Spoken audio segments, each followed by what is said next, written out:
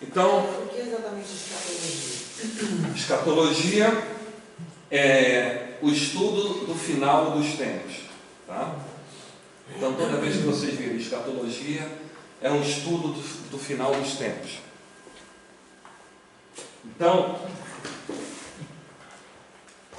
existem dois importantes relatos escatológicos que a gente precisa prestar atenção, que está em dois livros, o livro de Daniel e o livro do Apocalipse, tá? Eles são interligados e a gente vai começar a entender isso agora, tá? Então a gente vai ali, então, ver. Você ia gravar? Já estou gravando. São as 70 semanas de Daniel.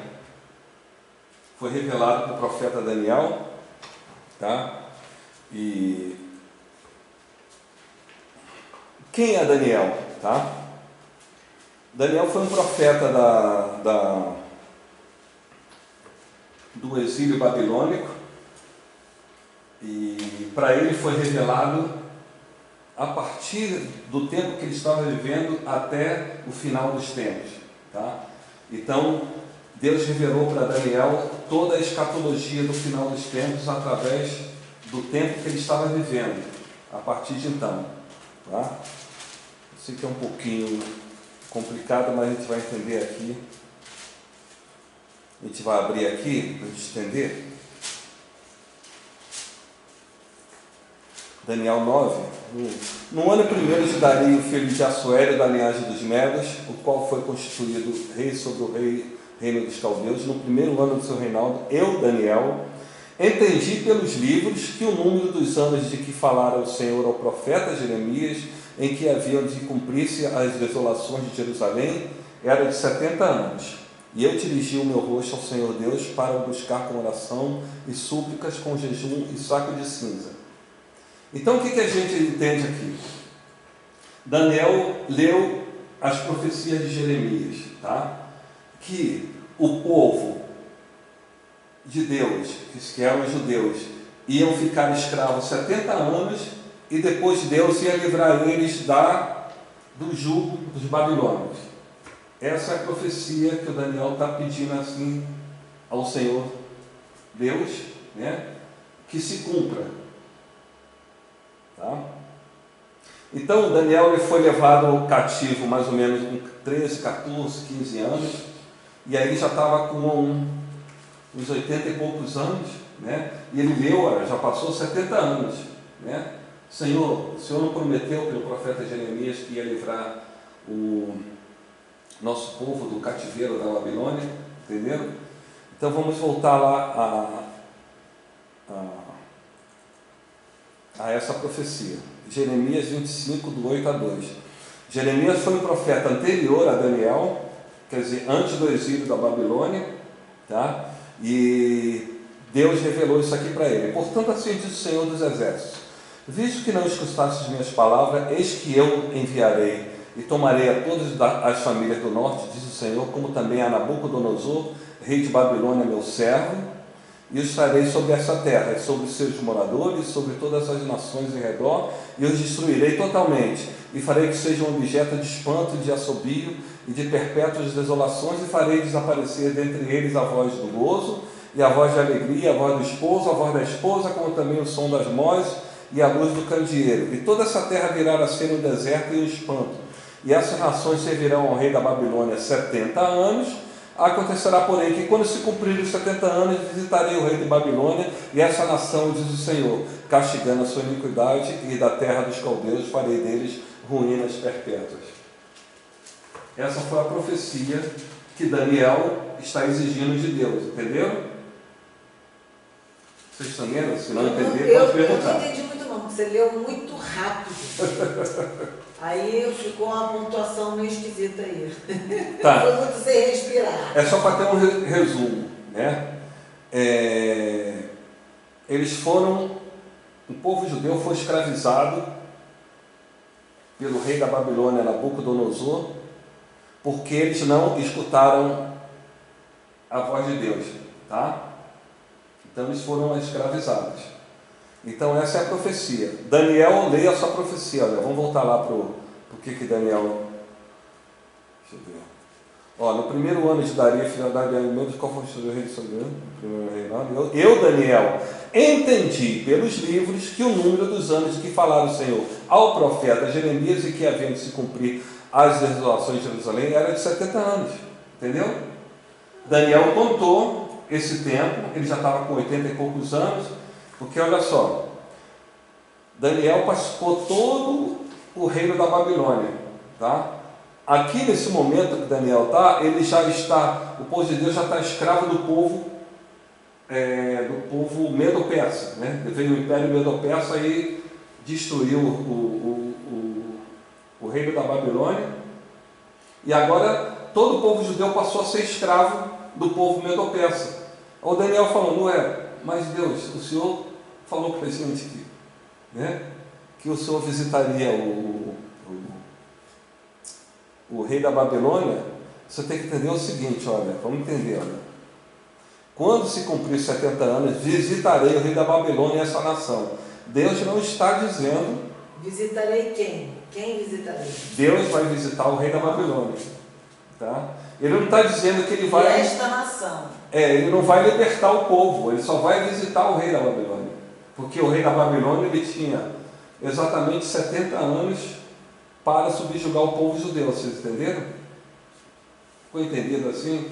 O Daniel achava que era para libertar o povo. Tá? Então, agora, agora a gente vai começar a entrar na profecia dos 70 anos, que Deus revelou para Daniel uma coisa muito mais esplendorosa do que aquela simples profecia de Jeremias. Tá? Ficou entendido assim?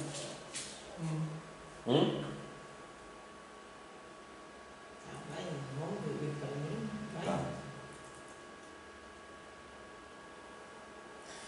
Continuação do Daniel 9. Estando eu, ainda falando na oração, tá? Aquela oração que o homem Gabriel, que eu tinha visto na minha visão ao princípio, veio voando rapidamente, isso aqui é o anjo Gabriel, tá?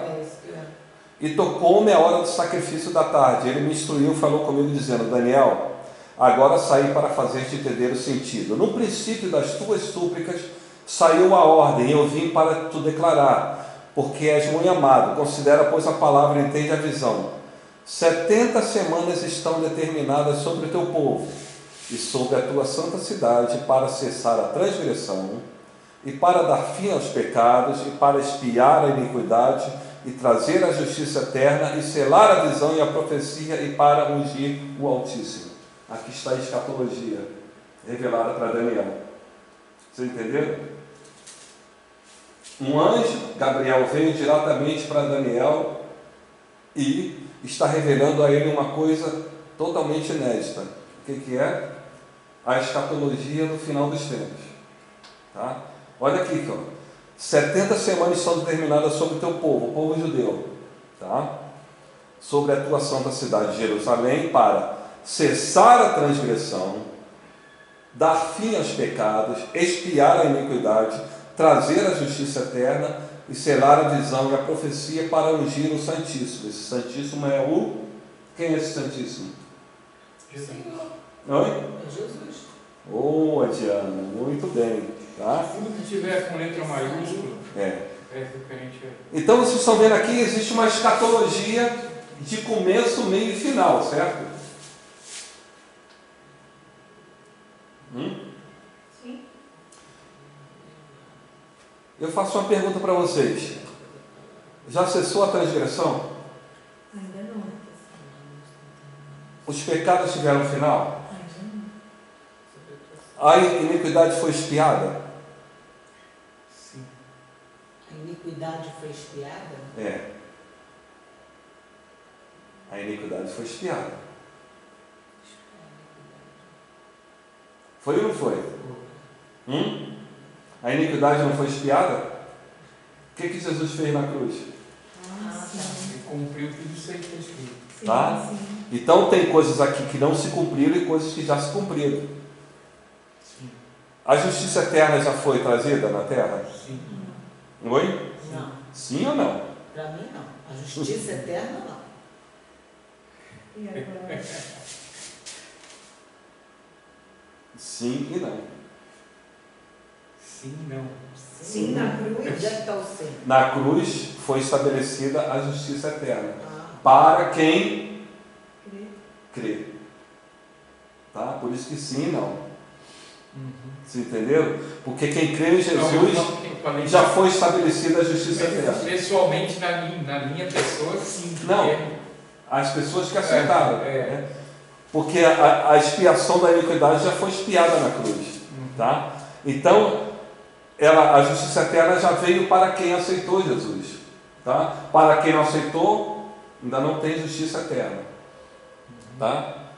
Selar a visão e a profecia. Tá? Isso aqui também já foi selado. A gente vai ver daqui a pouco. Tá? Quem vai selar essa visão e a profecia é o próprio Daniel. A gente vai ver daqui a pouco. E para ungir o Santíssimo. O Santíssimo foi ungido? Não. Não foi ungido o Santo de Israel? Jesus não foi. Não foi ungido ainda.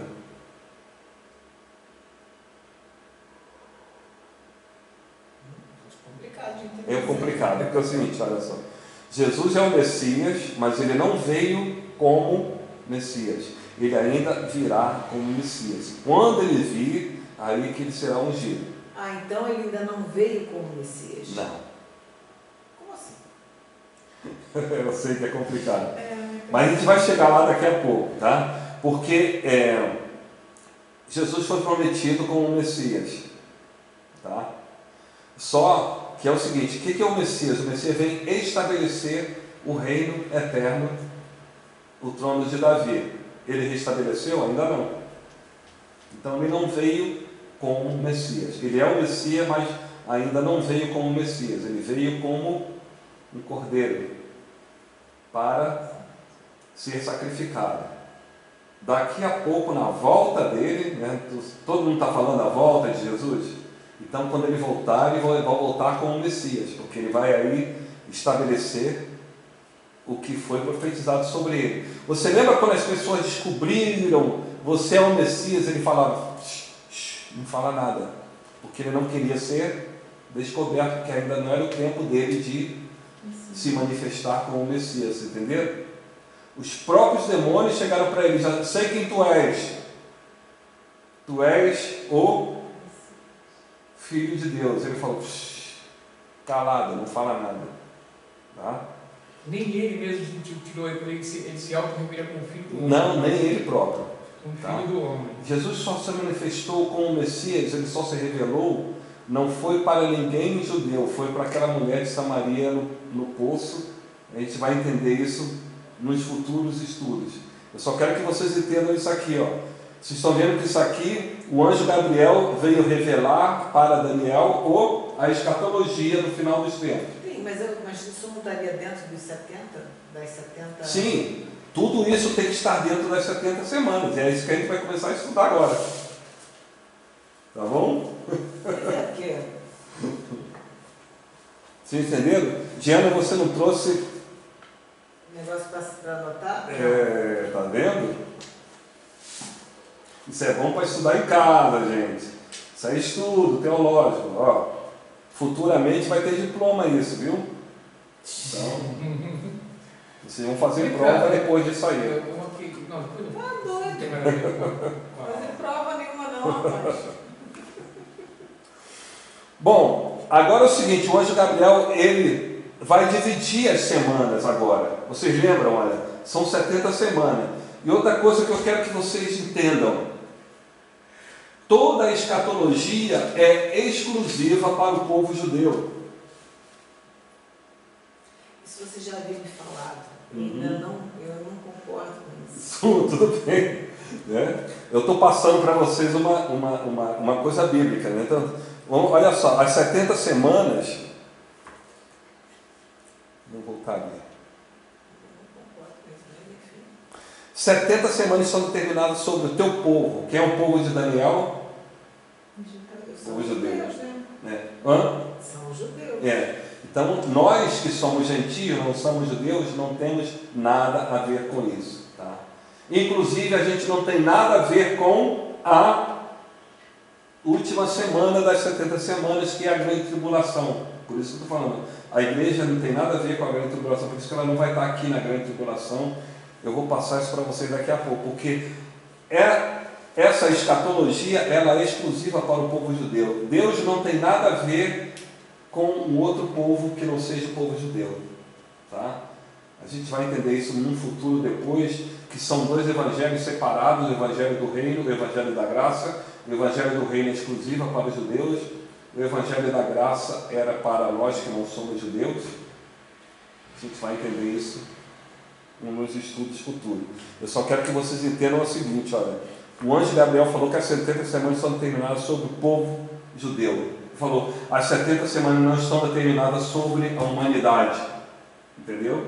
É exclusiva para o povo judeu, porque o compromisso de Deus é com o povo judeu, tá? Daqui a pouco a gente vai chegar até nós, não fiquem frustrados. Ai, Deus não gosta de mim, esqueceu de mim. Calma, né? A gente vai chegar lá daqui a pouco, tá? Então, vamos ler outra coisa aqui. Sabe, entende, desde a saída da ordem para restaurar e para edificar a Jerusalém, até o Messias, vocês estão vendo aqui, né? Ó, desde a saída da ordem para restaurar e edificar Jerusalém. Então, o anjo, ele está dividindo essas 70 semanas em estágios, tá? E ele está falando com olha, quando sair a ordem para restaurar Jerusalém, e para restaurar e edificar Jerusalém, até o Messias, o príncipe, haverá 7 semanas. Então, olha só, 70 semanas ele dividiu. Vai acontecer 7 semanas para restaurar Jerusalém, e 62 semanas as ruas e os muros se edificarão, mas em tempos angustiosos, e depois das 62 semanas será cortado o Messias, não para si mesmo. E o povo do príncipe que há de vir destruirá a cidade e o santuário, e o seu fim será como inundação, e até o fim haverá guerra, estão determinadas as assolações. Ele firmará aliança com muitos por 1 semana, e na metade da semana fará cessar o sacrifício e a oblação, e sobre a asa das abominações virá o assolador, e isso até a consumação, e o que está determinado será derramado sobre o assolador. Que até agora... Pouquinho complicado isso, né? Mas é o que, trazendo isso, essa sequência vem até os dias atuais? Isso, é isso que está falando. Exatamente, até o porque final. o Messias ainda não... Exatamente. Então, aqui estão as 70 semanas, foram divididas em 7 semanas, 62 semanas, né? Então, 7 semanas, 62 semanas, vai dar quanto? 69 semanas. Certo? Todas as 69 semanas já foram cumpridas. A gente vai ver daqui a pouco, tá? Está faltando 1 semana. Essa semana aqui, o povo do príncipe que há de vir... Não são as 70 semanas cronologicamente, né? Não, as 70 semanas cronológicas. Só que ele dividiu 7, vai ser cumprido 7 semanas. Eu digo assim, não foi 70 direto. Né? Não. É isso que eu estou querendo falar. Exatamente. Foi direto. Exato. Então ele dividiu 7 semanas, isso aconteceu, né? 7 semanas são 50 anos. 70. Né? Está falando que 7 semanas são 50 anos. Né? As semanas aqui, você tem que entender que essas semanas aqui, a cultura hebraica naquele tempo, eles contavam assim, você vai entender aqui, ó, vou abrir aqui para vocês, ó, Levítico 25. Também contará as 7 semanas de ano, então essas semanas são semanas de anos, tá? 7 vezes 7 anos, de maneira que os dias das 7 semanas de anos terão 49 anos. Então, olha só, 7 semanas, 49 anos, mais um dá 50 anos, tá? O jubileu hebraico, né, judaico, são 50 e 50 anos, é um jubileu, tá? Sim. Então, a gente tem que entender que em 50 anos se cumpriu, olha só, vou botar lá,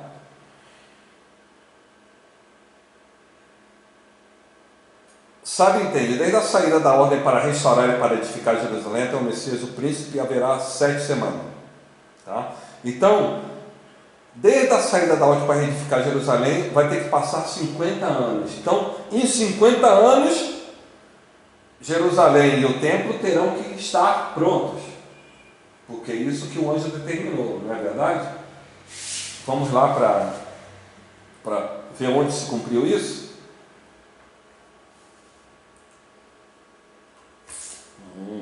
Vamos lá.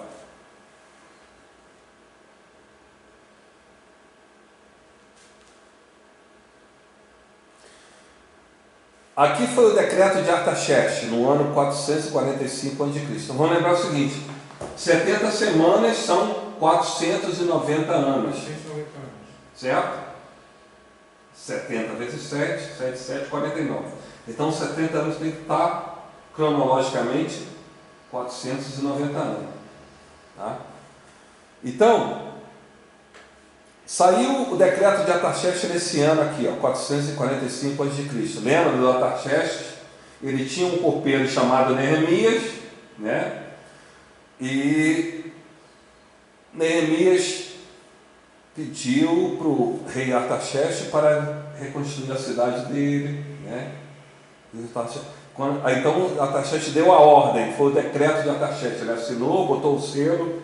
Neemias está autorizado a reconstruir Jerusalém e tudo mais, assim como o anjo Gabriel profetizou, né? Espera, Daniel. Quando saiu o decreto, começa a contar. Então, saiu o decreto, começou a contar as 70 semanas, tá bom?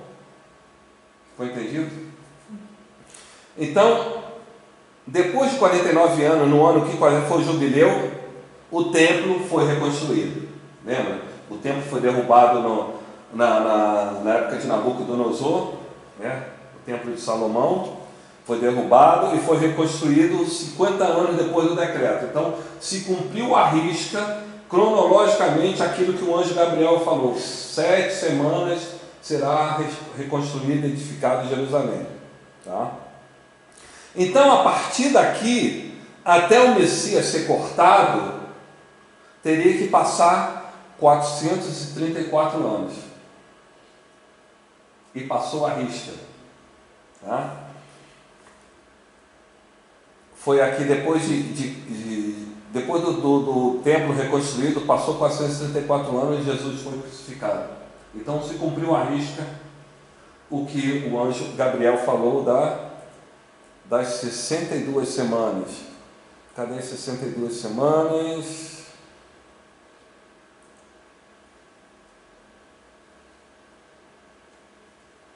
Não é esse? Só para a gente lembrar, tá? Não é esse.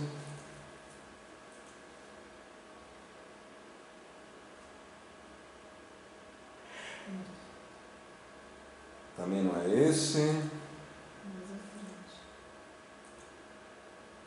É esse. Tá? Então vamos ver. Desde a saída da ordem para restaurar. Então a gente viu lá o ano exato, né? Foi o decreto de Artaxerxes. 50 anos depois, Jerusalém foi edificado e o templo também. Tá? Então, até o Messias, o príncipe haveria de ser 62 semanas. Tá? Vou fazer uma continha rápida. Quem é bom de não tem ninguém aqui bom de matemática, não? Vocês, hein? Está falando que cada semana é 7 anos. Isso. Então, 434 anos depois, Jesus foi crucificado. Né? Exatamente. Para vocês terem ideia, vocês lembram daqueles magos que vieram do Oriente? 434 anos. Tu lembra daqueles magos que vieram do Oriente e falaram assim: onde está o ungido, rei dos judeus? Sabe por quê? Eles calcularam, eles eram magos, né, da Pérsia, eles tinham o zoroatrismo, que era uma religião que eles eram os melhores astrólogos da época, que eles conheciam o céu como ninguém, né? Até hoje eles são assim, a base do horóscopo, dessas coisas, é do zoroatrismo, né? Nem os judeus calcularam certinho quando Jesus viria, e eles calcularam certinho, ó. Daniel era o chefe deles, né? Ó, Daniel era o chefe dos magos, desde a época da Babilônia, atravessou o Império Sírio, né?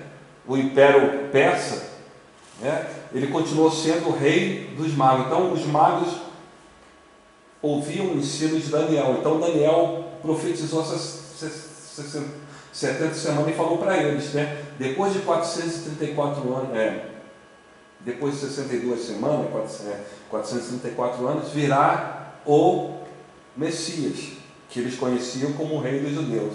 Por isso que, olha só, passou mais ou menos 5 ou 6 gerações, né?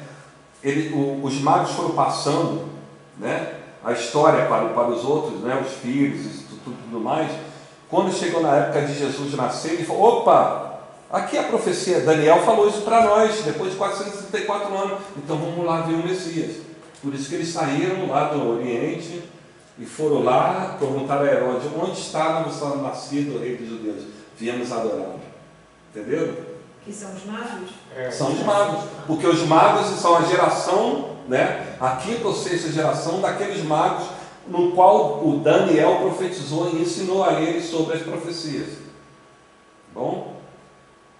Só para vocês irem ficarem ligando uma coisa, vendo que a Bíblia ela vai se ligando, né? Vocês entenderam tudo isso? Está bem entendido? É meio complexo, né? Mas... Sim, mas eu estou tentando, né? Eu estou tentando sintetizar para vocês um estudo bem complexo, tá? Porque tudo isso se cumpriu. Então é o seguinte, já se cumpriu 69 semanas. Está faltando uma semana, né? De 7 anos. Exato. Está faltando uma semana de 7 anos. Quando será? Tá? É a tua semana que você diz que é para os judeus. Tudo, ó. Que é para os judeus. Você entendeu? Tudo isso é para os judeus. A terra sofre a rebarba disso, né? A terra sofre a rebarba disso, mas é por causa dos judeus. Tá? A grande tribulação é por causa dos judeus. Eu acho que todos nós vamos passar a grande tribulação. Sim, mas eu vou... Tem 3 linhagens de pensamento. Tem, mas eu vou explicar para vocês que a igreja não tem nada a ver com essas 70 semanas. A gente vai chegar daqui a pouco ali. Então vamos lá. Olha só, quando o Messias for cortado, o que acontece? O povo do príncipe... Quando ele fala em cortado, significa... Ele foi... Por isso que o cara... Isso, né? Ele é cortado da terra, né? Quer dizer, ele é cortado da terra. Quando Jesus... Aí falou, depois de 69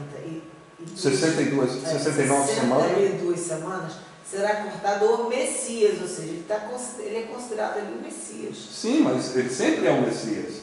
Eu não estou dizendo que Jesus não é o Messias. Diz que ele não veio na condição de Ele não veio como Messias, porque o Messias tinha que cumprir uma coisa, que ele veio para cumprir isso, estabelecer o trono eterno de Davi. Ele não estabeleceu ainda, tá? Ele veio para redimir nós, que não somos judeus, estabelecer a igreja dele. Por isso estou falando para você.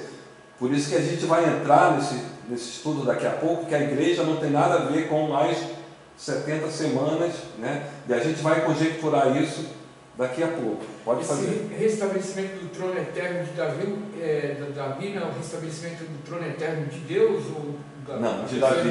De Davi. Foi prometido a Davi. Deus prometeu a Davi: o teu trono será eterno. Tá? Como Jesus veio da linhagem de Davi, está tudo dentro da profecia, não tem problema nenhum. Davi é herdeiro do trono, Jesus é herdeiro do trono de Davi. Então não tem... Davi não é filho... Jesus não é filho de Davi? É.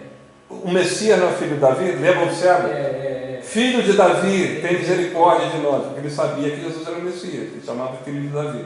O Messias para o judeu na época era chamado de filho de Davi, porque foi prometido a Davi, pelo próprio Deus, que o trono, alguém da descendência dele sentaria no trono eterno. trono de Davi. Entendeu? O trono eterno. Isso. O trono eterno não é trono, esse eterno não é de Deus? Então, isso É Sim, de mas Davi? Deus falou para Davi, o teu trono será eterno, através do seu descendente. Ah, tá. Estava uma alusão a Cristo. Exato. É tipo assim, Davi, pode morrer tranquilo, que eu, Deus, estou prometendo para você, que o trono, né, quem se sentará no trono vai ser um da sua descendência, né, Da tua linhagem. e da tua linhagem, e o trono será eterno. Exatamente. Então, Vai reinar eternamente. exatamente. Né? Isso vai se cumprir quando Jesus vir estabelecer o trono dele em Jerusalém. Tá? Então, a gente vai ver aqui, olha só, quando o Messias for cortado, o povo do príncipe que há de vir destruirá a cidade do santuário. Isso aconteceu? Não. O que vocês acham?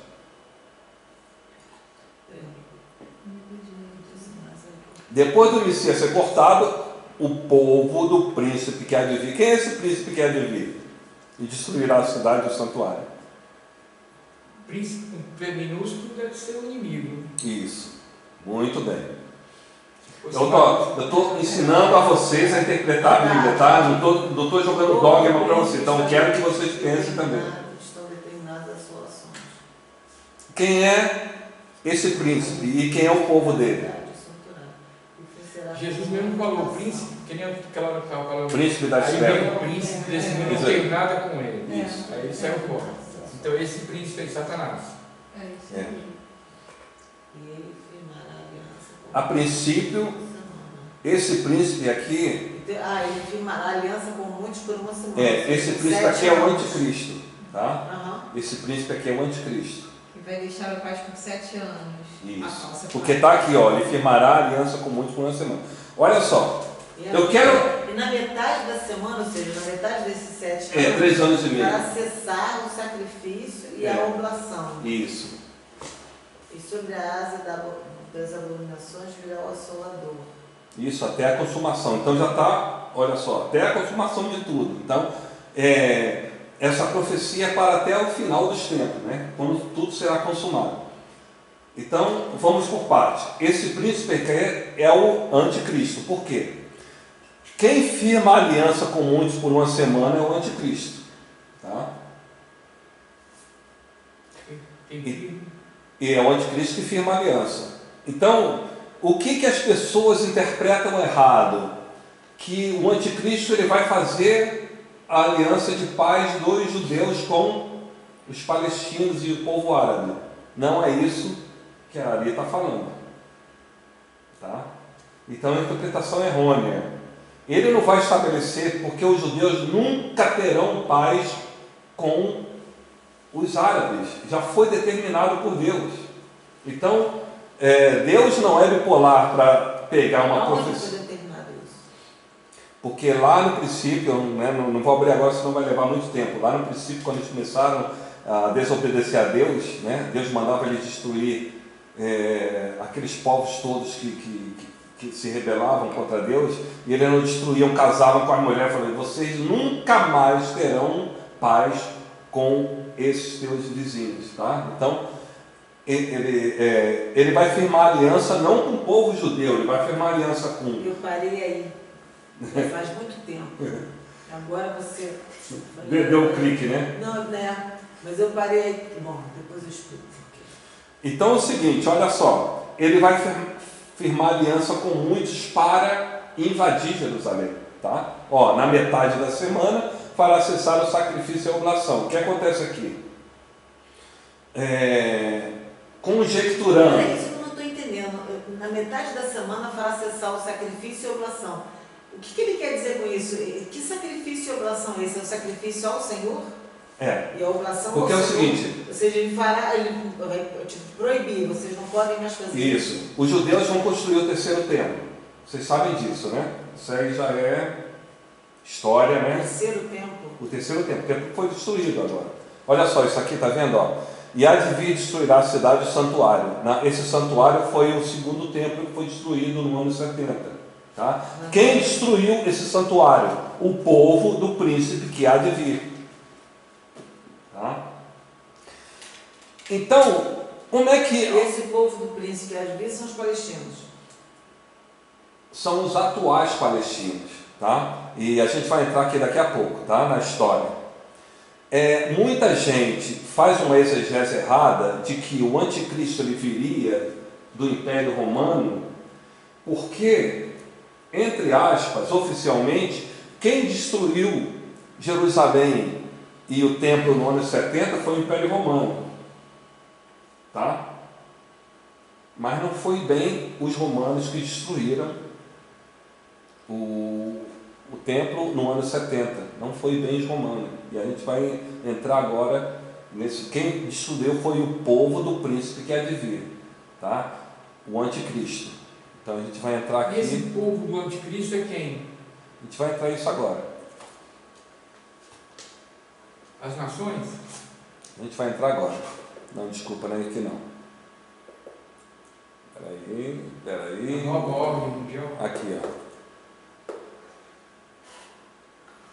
Historiador Públio Cornélio Tácito, tá? Roma teve 2 historiadores oficiais, tá? Presta atenção em mim, depois você lê. Presta atenção em mim, depois você lê.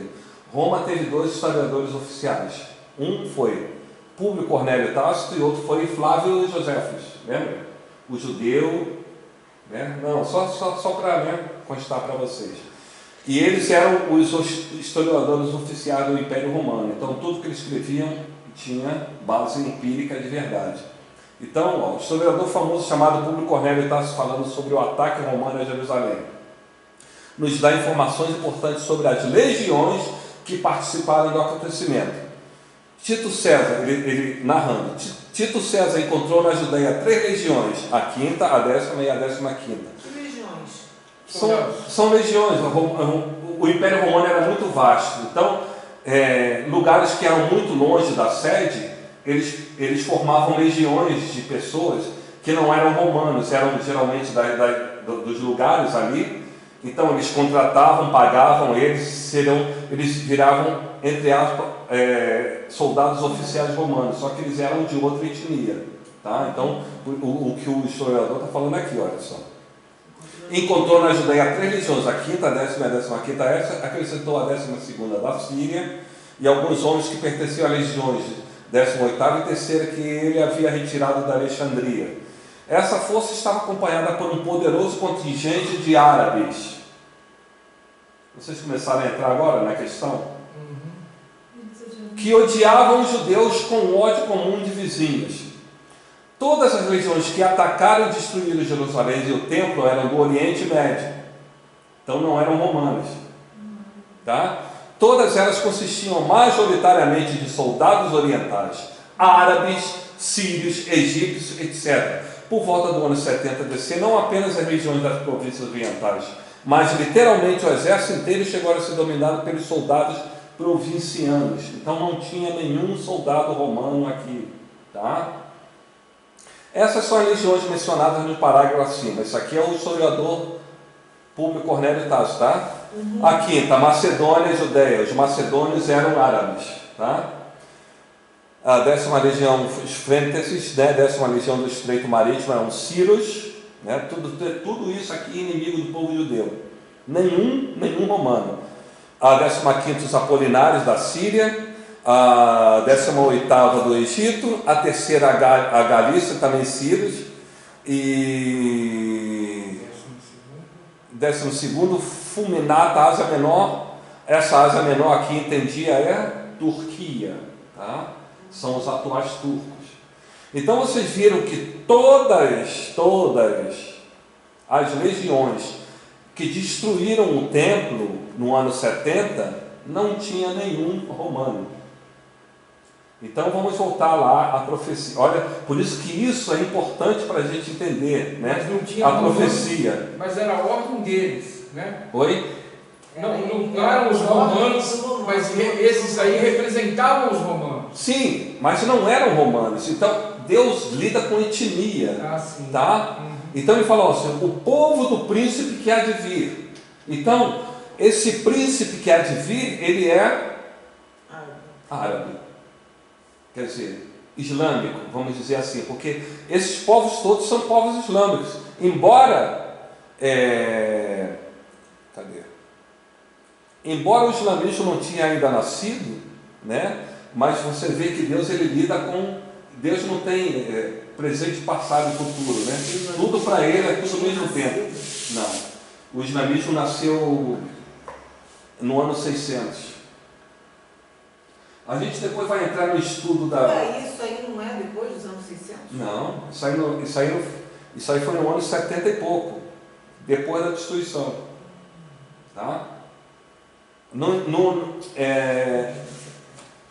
Nem o catolicismo existia aí ainda, né? O catolicismo foi fundado no ano 300 e pouco, né? Por Constantino. O islamismo 300 anos depois, né? 600, no ano 600, tá? Então vocês viram aqui, né? Tudo isso aqui foi profetizado na profecia de Daniel. Olha, o povo do príncipe que há de vir. Então esse príncipe que há de vir é o anticristo, ele é islâmico. Então a gente começa já a trazer a Bíblia para o nosso tempo atual, como o islamismo está crescendo. Então o anticristo que vai vir agora é islâmico. O anticristo com certeza é islâmico, né? Porque está dentro da profecia. Então a gente conjectura a profecia dessa maneira. Então essa história que os caras falam que o Papa é o anticristo, não. Olha só, o Papa não pode ser o anticristo, porque é o seguinte, lá em João diz que o anticristo nega que Jesus é o Filho de Deus. Como é que o Papa vai negar que Jesus é o Filho de Deus? Primeiro, a crença do catolicismo é em nome do Pai, em nome, né? Não é, em nome do Pai, em nome do Filho, em nome do Espírito Santo. Ele está negando o Filho. Então, recentemente, eu também tomei um baque tremendo, que eles estão, eu vi uma liturgia lá em Roma, que eles cantam louvor a Lúcifer. Falam que Lúcifer é o anjo de luz, que Jesus é Lúcifer. Quem faz isso? Não.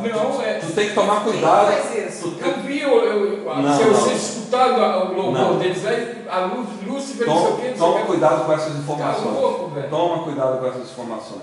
Tá? Toma cuidado que você fica, né, acusando uma coisa. Ele não pode fazer isso. Não, é contra toda a liturgia do catolicismo. Esquece isso. Bom, isso é informação falsa, isso é fake news. Tá? Na internet isso. Não. Esquece. Um negócio desse vai ser um escândalo no Vaticano. Tá? Sem precedentes. Esquece isso.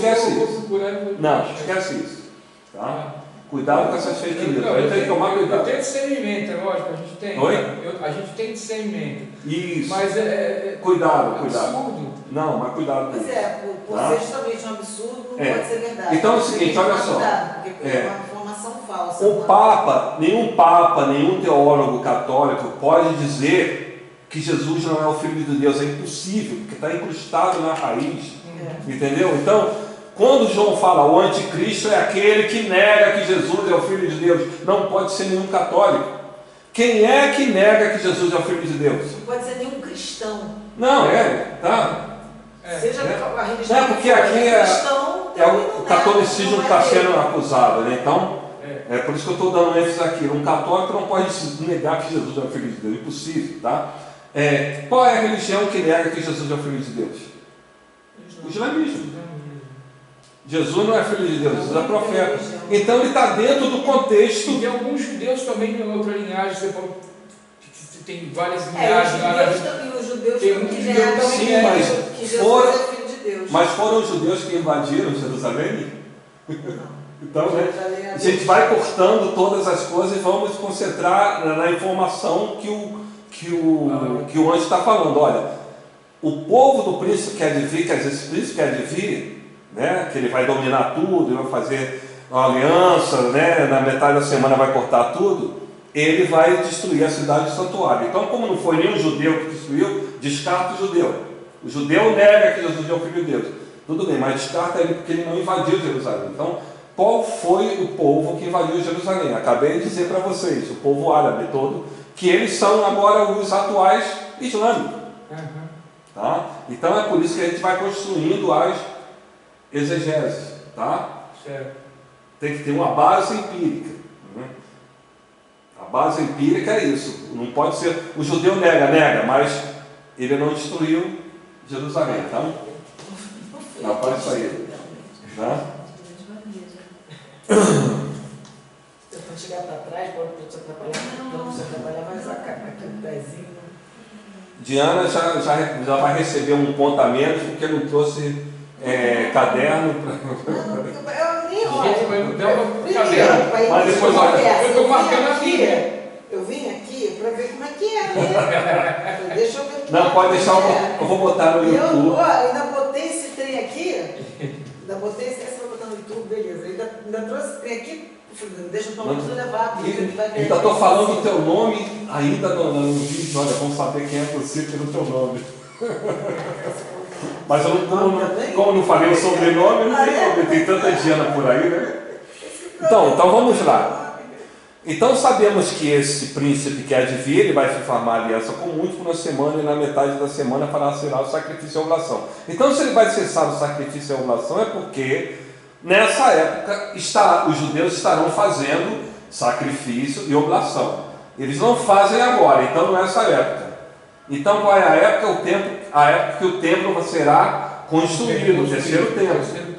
Então o anticristo vai invadir Jerusalém e vai se assentar no terceiro templo. Jesus próprio conferiu essa profecia, a gente vai ver agora, tá bom? Jesus próprio conferiu essa profecia. Vamos lá. Abrimos a Bíblia, porque depois a gente vai falar a escatologia de Jesus, que está aqui no Mateus 24, tá? Para a gente entender também melhor que ela está ligada à escatologia de Daniel também, tá?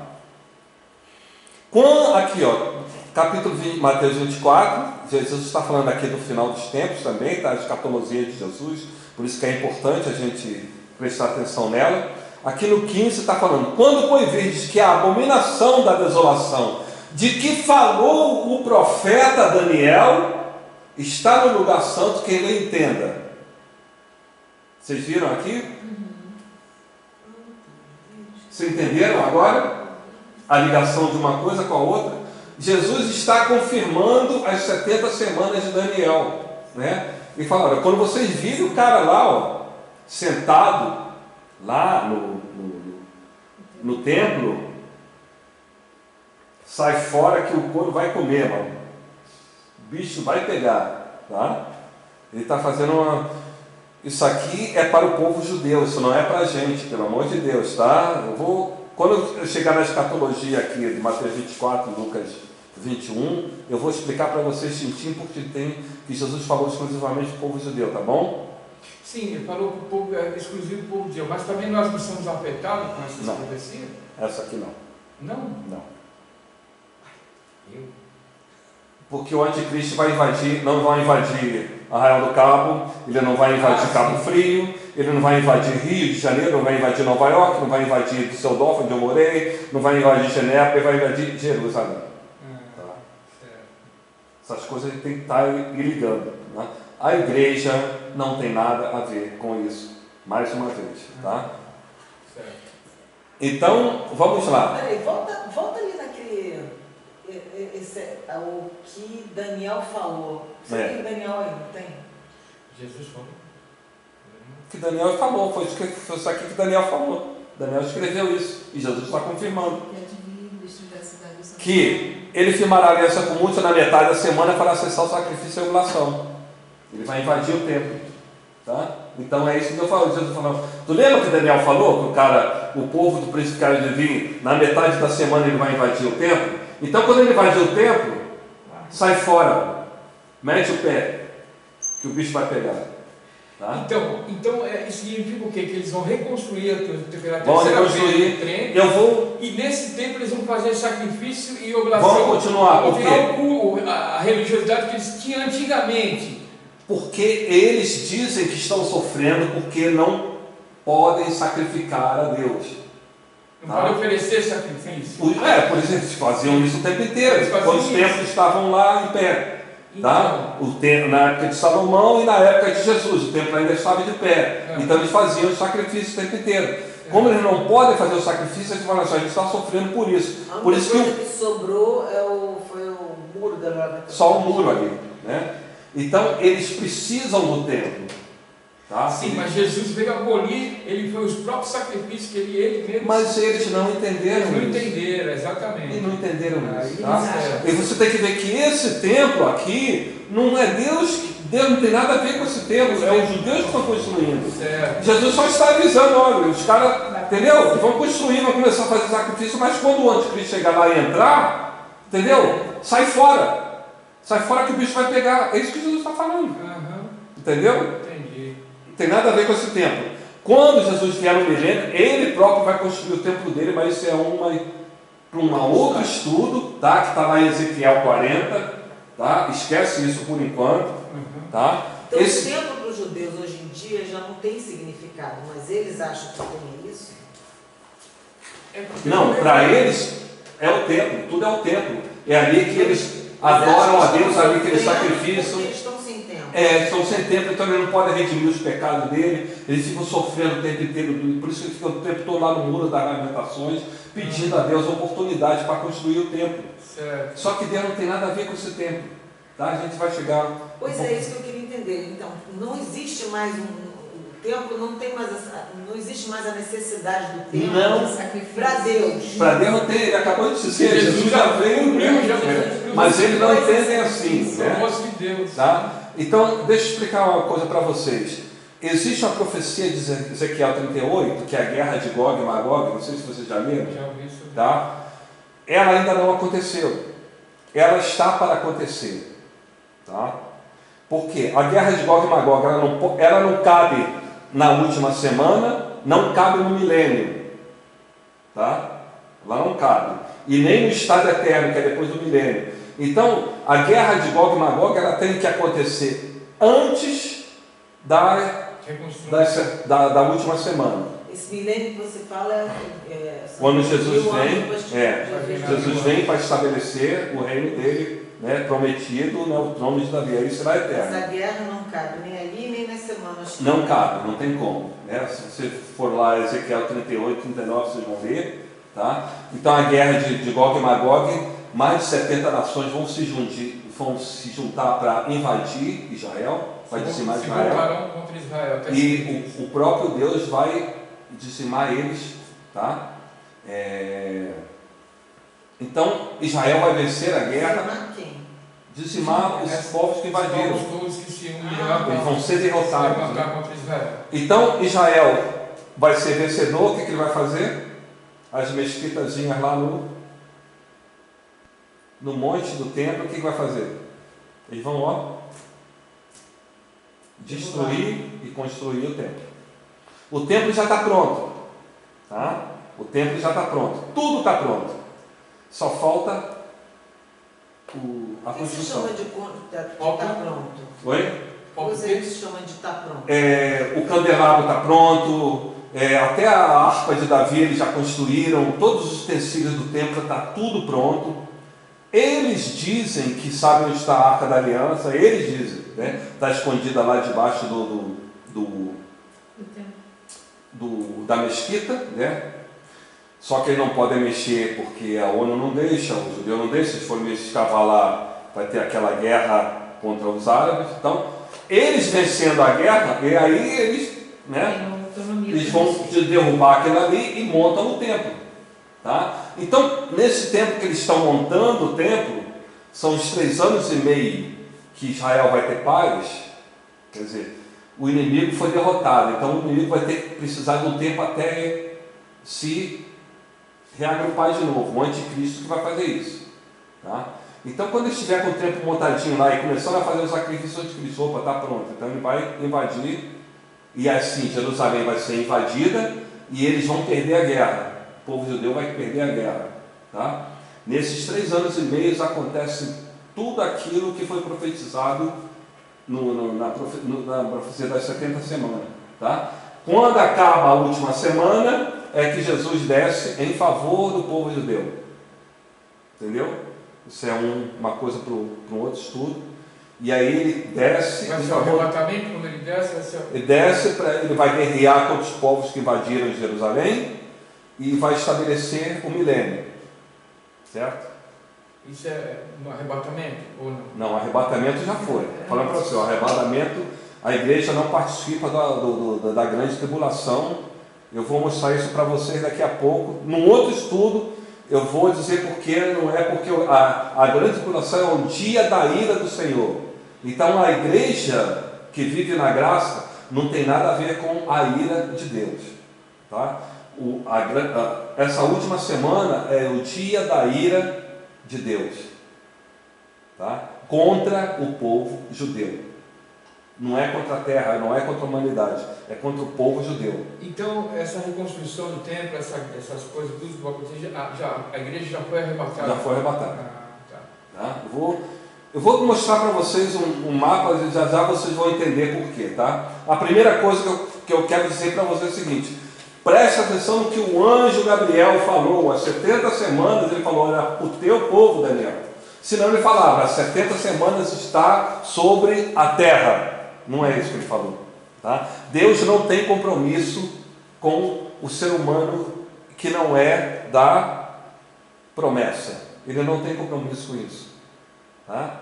O próprio Jesus falou: eu vim para os perdidos da casa de Israel. Não foi isso que ele falou para aquela mulher Ciro Fenício? Eu não posso curar tua filha, eu não vim para você. Entendeu? A gente faz uma outra interpretação em relação a gente vai depois entrar nesse estudo, que ele faz parte do Evangelho da Graça versus o Evangelho do Reino. Tá? Eu não quero confundir a cabeça com vocês aqui, porque a cabeça de vocês já está esfumaçando bastante agora, né? Mas tudo bem. Então vamos lá para uma coisa aqui.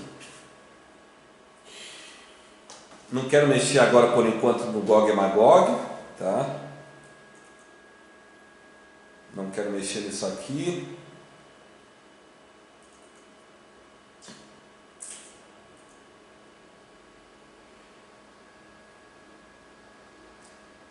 Bom, a gente viu já o povo do príncipe que há de vir, não é isso? Tá. Então vamos fazer o seguinte.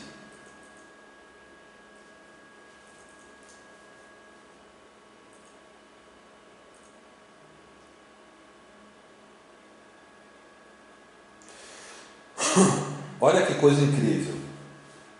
Vocês vão entender. Bom, isso aqui é no tempo que eu estudei, tá? Eu só estou traduzindo aqui, né? Então aconteceu 69 semanas, certo? Jesus foi sacrificado, certo? Vocês estão notando que aqui até o start da última semana existe um intervalo? Talvez seja uma bobagem. Eu quero que vocês pensem. Vocês estão vendo um intervalo aqui? Por que esse intervalo? Porque é o seguinte, vocês estão vendo o intervalo, não tem? Porque a última semana ainda não aconteceu, certo? Vocês já viram que tudo até as 69 semanas aconteceram, não foi? O detalhe da última semana ainda não aconteceu. Aqui está tendo um intervalo entre um e outro. Vocês viram que o tempo parou? A cronologia parou? Não foi? Parou ou não parou? Sim. Parou, pô.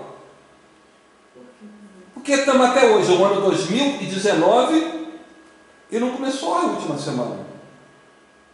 Há quem diga que está havendo muita conversão, né? Não, mas por que o tempo parou? Hein? O que está acontecendo? O que está acontecendo nesse intervalo aqui? O que surgiu nesse intervalo aqui? Olha aqui, ó. Está vendo esse intervalo? O que surgiu aqui? Eu acabei de falar para você, há quem diga que está havendo muita conversão, né?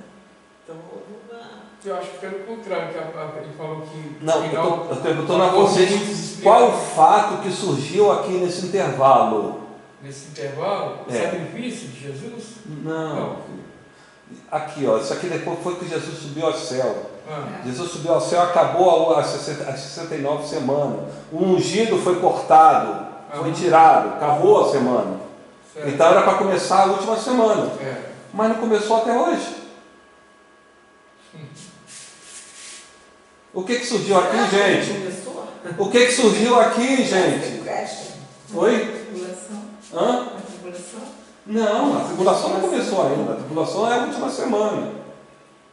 Apostasia? A igreja. Mas eu acabei de falar. Foi o que eu acabei de dizer. Desculpa, conversão. Eu falei, está havendo muita conversão. Mas a igreja foi estabelecida. Você tem que ter o seguinte: a igreja era um segredo. Era um segredo. Até Jesus revelar para Pedro: Pedro, tu és Pedro, sobre essa pedra, o fundamento é aqueles que creem que Jesus é o Cristo, o Filho de Deus vivo. Ele falou, e nesse fundamento das pessoas que creem que eu sou o Cristo, o Filho do Deus vivo, eu vou edificar a minha igreja. Esse intervalo, ele se refere àquela pausa bíblica que, não sei se chama pausa bíblica, onde se faz as escrituras e Deus fica em silêncio e depois vem a... Não. Isso aí é você fala ali depois de Malaquias, foi o último profeta, teve um silêncio de 500 anos, mas na verdade não foi um silêncio, porque Deus já tinha revelado tudo o que ia acontecer. Justamente nesses 500 anos aconteceu as 70 semanas, as 69 semanas de Daniel. Então, na verdade, por que Deus precisa do profeta? Para revelar coisas que o povo não sabe. Então, até o ungido já foi tudo revelado. Então, Deus não precisava de profeta para nada. Então, por isso que o famoso silêncio, na verdade, não teve silêncio. Deus já revelou, cara. É que eles não ficaram atentos. Os magos lá do Oriente sabiam. Eles tinham que saber. A igreja bateu então arrebatamento. Então aqui é o seguinte, olha. Foi a construção da igreja. Deus parou a cronologia do tempo humano para estabelecer a igreja. Quando a igreja for retirada, é o clique da última semana. Depois do arrebatamento. Vocês entenderam agora? Por que ainda não aconteceu o clique? Porque a igreja está aqui ainda. Vocês entenderam agora? Isso é muito simples de entender. A igreja não tem nada a ver com a última semana. A última semana é para o povo judeu. Por que a igreja tem que estar aqui? Qual a função da igreja? É o povo. A função da igreja é estabelecer o reino de Deus na terra? Não. A função da igreja é... A função da igreja é trazer almas para o reino de Deus. Não é para estabelecer o reino. Quem vai estabelecer o reino de Deus na terra é o próprio Jesus. Então, a função da igreja é resgatar o máximo de almas possível, entendeu? Porque é o povo gentio. É o povo gentio. Espalhar a palavra. Não, espalhar a salvação. E a palavra, né? mas porque a palavra é a salvação. É isso. Então, é o evangelho da graça, olha só. Você não precisa fazer nada para ser salvo. Esse é o evangelho da graça. Você não precisa fazer nada para ser salvo. É de graça. Absolutamente é de graça. Aceita que eu paguei os teus pecados. Então, por isso que eu costumo dizer para as pessoas, né? Às vezes os evangelhos, eles ficam meio nariz retorcido para mim e falam assim, olha, não é o teu pecado que te leva para o inferno. Não, polêmica. É você negar a Cristo. Aquele que morreu pelos teus pecados. Porque você vai pecar até o último segundo da tua vida. Entendeu? O próprio Paulo falou em Gálatas, não adianta você cumprir 99 leis, né? E você tropeçar numa, você já está culpado, entendeu? Então não é o teu pecado que te leva para o inferno. Pecado não leva ninguém para o inferno, senão a gente está todo mundo condenado, porque nós pecamos, certo? Todo mundo peca. Então não é o pecado que te leva para o inferno. Quem te leva para o inferno é você negar aquele que quer te salvar, que morreu pelos seus pecados. Todos os pecados instituídos estão na palavra. Exatamente. Então, você não pode fazer nada para ser salvo, tá? Você está tirando uma virtude do próprio Jesus, porque ele morreu pelas tuas transgressões. Se você não precisa, se você não consegue não pecar, você não precisa de Jesus. Para que você precisa? Você entenderam? Então, isso é difícil de um evangélico não entender. Deu algum problema essa fala sua aí, viu, velho? Eu sei, mas eu estou falando para vocês. Eu estou falando para vocês um problema que vocês estão conseguindo entender. Entendeu? Não adianta você cumprir 99 regras. Você anda com a saia lá embaixo e não sei o que, não pensa em nada, né? Porque antigamente as religiões elas tinham os dogmas delas olha, você para não pecar você precisa ficar num convento, né? E lá a pessoa pega até pensando, né? Até pensando. Isso daí envolve exatamente a misericórdia infinita de Deus. Se Deus é misericordioso infinitamente, Ele não pode te culpar por isso. Você tocou no ponto crucial. Nós somos salvos por causa da misericórdia de Jesus. Ele falou, cara, eu sei que você não pode pagar isso. Ele falou, eu sei que você não pode pagar isso. Eu vou pagar por você. Mas em contrapartida, quando a gente entende e aceita Jesus, as coisas são transformadas. A gente não vai deixar de ser pecador até o último suspiro. Sim. Mas a gente vai passar a ser seres humanos mais próximos de Jesus.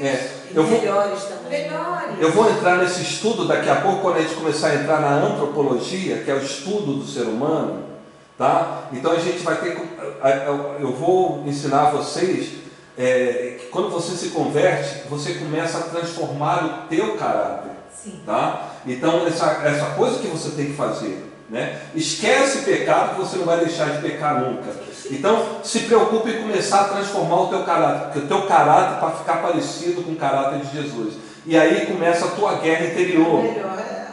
Porque você vai ter que batalhar contra a tua própria carne, né? Que a tua própria carne é vingativa, alguém faz o mal com você, você quer revidar na hora. Então essas coisas você tem que começar a transformar, tá? Começar a ser longânimo, ser perdoador, misericordioso e amoroso, por esses são as cláusulas do caráter de Jesus. Então você precisa ser cada vez mais parecido com Jesus, que aí sim, para ganhar uma coroa. Então a salvação é de graça, a coroa não. Mas a gente isso aí é para um outro estudo, tá? A salvação é de graça. Vou dizer para vocês como é. Você lembra aquele malfeitor que estava à direita de Jesus na cruz? O que ele fez para ser salvo? Qual foi o ato dele para ser salvo? Reconheceu que ele era o Salvador. Se arrependeu dos pecados e reconheceu Jesus como Messias. O que ele estava fazendo ali? Devia ter estuprado um monte de menininha, devia ter matado. Essas foram as ações dele a vida inteira. Né? No último minuto da vida dele, olha só, ele não fez nenhuma boa ação a vida inteira dele. No último minuto, ele arrependeu de tudo que ele fez e reconheceu Jesus, como falou, lembra-te de mim quando vieres no teu reino. Quer dizer, ele sabia que ele era o Messias. E Jesus falou, ainda essa noite estarás comigo no paraíso. Sabe o que é isso aí? Misericórdia, graça, salvo. Então, o cara não fez nada para ser salvo, pecou a vida inteira, ele está salvo. E agora, como é que eu vou falar isso com o evangélico? Né? O outro, ele tinha a mesma condição do da esquerda, só que ele não se arrependeu, sabia que Jesus era o Messias. Quer dizer, sabia não, né? Ele tinha uma leve desconfiança. Se tu és, né? Ele fez a mesma coisa que Satanás fez para Jesus. Se tu és o Filho de Deus, salva-te a ti e a nós, né? Ele já tinha dúvida, o outro já tinha certeza. Senhor, lembra-te de mim. O outro não falou assim, se tu és o Filho de Deus, lembra-te de mim. Não, ele falou, tinha certeza, lembra-te de mim quando vier no teu reino. Tá? São coisas pequenas para que a gente começar a pensar, né? A Bíblia é feita assim, a gente meditar naquilo que a gente está lendo, né? Então, são coisinhas pequenas para a gente poder entender melhor. Tá? Então, a gente viu aqui que tem um intervalo. Mas por que esse intervalo? E por que dura esse tempo? Eu vou explicar para vocês por duas coisas. Vocês viram que as 69 semanas, elas aconteceram cronologicamente? Ou seja, o que é cronológico? Cronos é o tempo humano. Né? 24 horas e 24 horas, né? Aqui o tempo é Kairos. Por que o tempo é Kairos? Porque Jesus está no céu. Então, o tempo é o de Deus, não é o nosso. Então, 1000 anos para Deus é igual a um dia igual a 1000 anos. Então, se vamos botar o pé da letra, faz conta, olha, está demorando 2 dias, está atrasando 2 dias para a última semana, vamos dizer assim, né? Quase 2000 anos, né? Porque esse tempo aqui é o tempo Kairos, tá? A gente veio do tempo cronológico desde o decreto de Artaxerxes até quando Jesus foi cortado. Ele subiu no céu, então ele está num outro plano. Ele não está mais no plano humano, ele está no plano divino. Então o tempo agora é o tempo de Deus, não é o nosso, tá? Quando a igreja subir for arrebatada, aí dá o clique, de novo volta a cronologia do plano humano, e tudo acontece aqui na Terra. Vocês entenderam agora? Então vocês entenderam melhor que a igreja não tem que estar aqui na grande tribulação, que ela não tem nada a ver com isso tudo? Eu entendo, mas não concordo com isso. Tudo bem, né? Mas, enfim. Mas eu tô tem que estudar. Eu estou mostrando para vocês, né, uma coisa lógica. Isso é lógica, né? Isso é lógica, tá? Porque senão é o seguinte, olha, se a igreja tinha que estar aqui, por que está demorando esse tempo todo para acontecer a última semana? Por que essa demora? Porque as coisas têm que acontecer, né? Porque as coisas têm que ir aos poucos, não é de uma vez só, não é... Está se preparando, né? Não é só a igreja que está se preparando também, né? Então vamos fazer o seguinte aqui, vamos abrir aqui. Satanás também está preparando o terreno dele.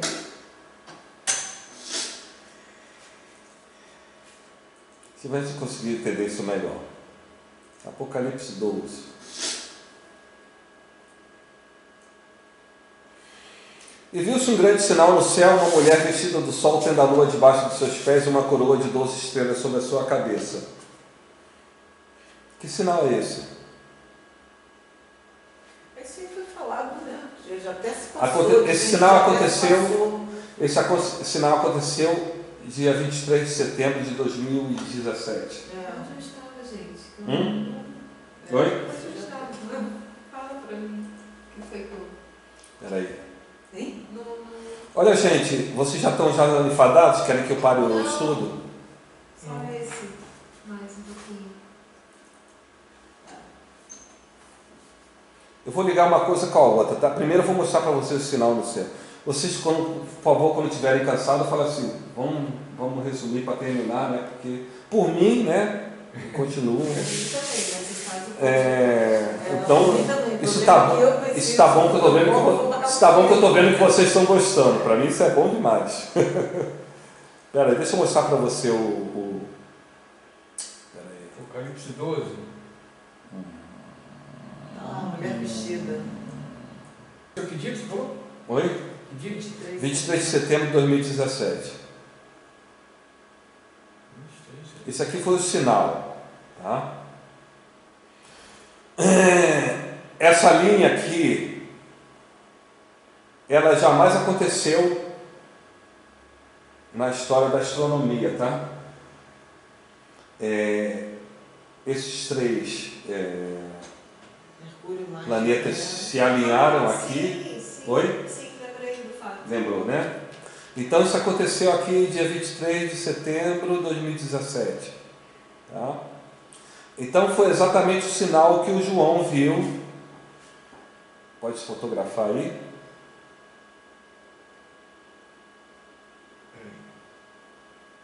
Pode falar. Eu vi um sinal no céu, né? Uma virgem, ó, né? A constelação de virgem, com o sol, vestida do sol e com a lua debaixo dos teus pés. Tá? Então o Júpiter sabe, todo mundo sabe, é o planeta rei, né? Então ele funciona aqui como se fosse um rei, né? Ele entra aqui, né? E ele vai sair exatamente como João falou ali na... Deixa eu voltar ali.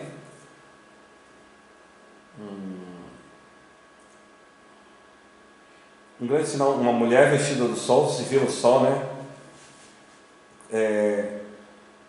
Sobre a constelação de Virgem, né? Tendo a lua debaixo dos pés e uma coroa de 12 estrelas na cabeça. Vocês viram lá, né? Na coisa de leão, como se fosse uma coroa em cima de Virgem, né? Estava grávida com dores de parto, gritava com ânsia de dar à luz. Olha, as coisas começam a se ligar. Ali em Mateus 24, a gente vai voltar lá.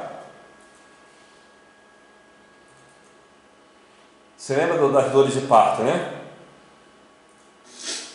Mateus 24. A escatologia de Jesus no final dos tempos.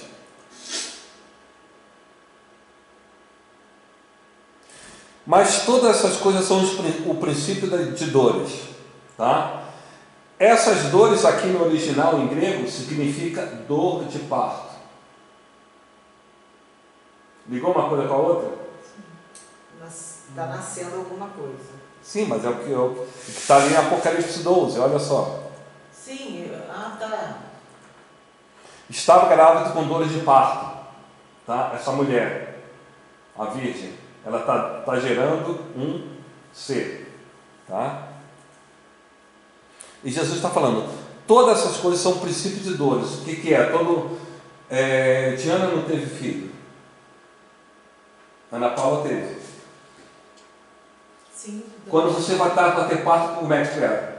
Começa uma dor, né?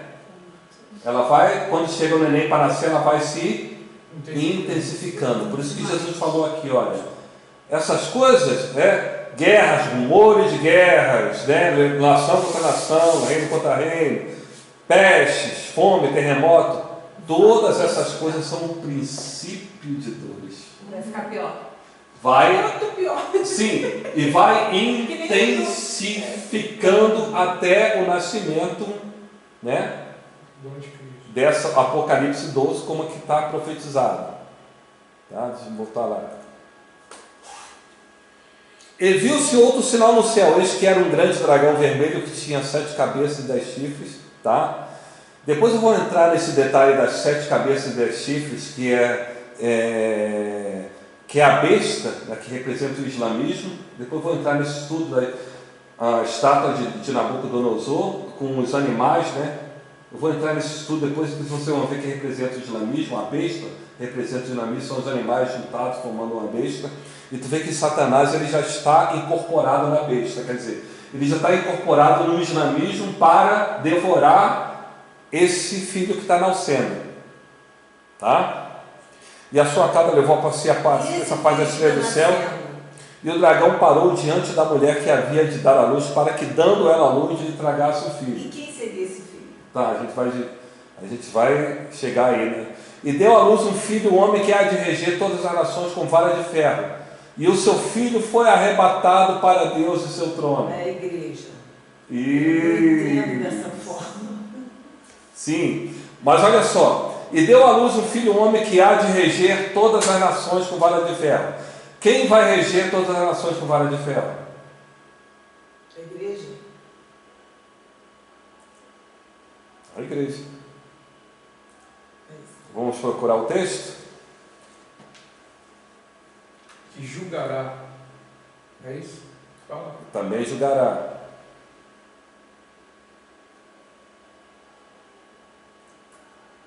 Deixa eu ver onde é.